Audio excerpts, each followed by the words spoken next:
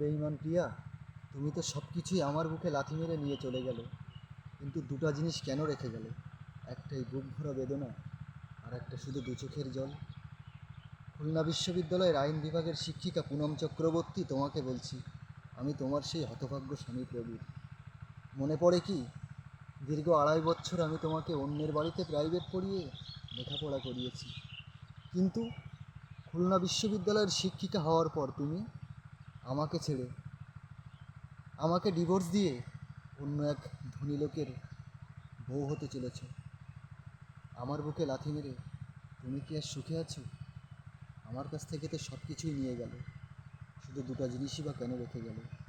একটা বুক ভরা বেদনা, অন্যটা দু চোখের জল। ভেবো না, ভয় নেই, আমি বিচারপতির কাছে তোমার বিরুদ্ধে নালিশ দেব না। আমি চাই তুমি সুখেই থাকো, আমি যত কষ্টেই থাকি না কেন।